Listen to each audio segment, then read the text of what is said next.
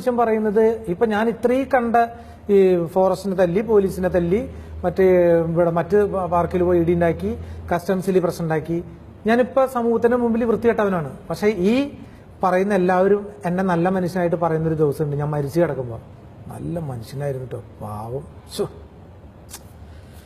എന്താ ചെയ്യാ, അന്നാണ് ഒരു നല്ല വാർത്ത കേൾക്കാൻ പറ്റുക.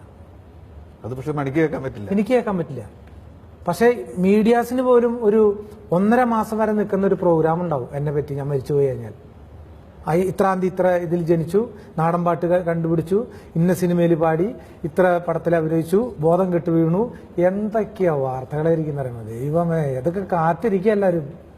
മരിച്ചു എന്നൊരു കള്ളവാർത്ത നേരത്തെ ഇഷ്ടം പോലെ അതെ, ഇഷ്ടം പോലെ. ഇതിപ്പോ പ്രിന്റ് ചെയ്ത് വെച്ചിട്ട് തന്നെ ഉണ്ടാവും, ഓൾറെഡി അടിച്ചു വെച്ചിട്ടുണ്ടാവും. കാരണം ആ നേരത്തെ സമയം കിട്ടിയെന്ന് വരില്ലേ. അല്ല, ഇപ്പോഴത്തെ പത്രപ്രവർത്തന ശൈലി, മാധ്യമ പ്രവർത്തന ശൈലി വിവാദങ്ങൾക്ക് വേണ്ടി നിലകൊള്ളുന്ന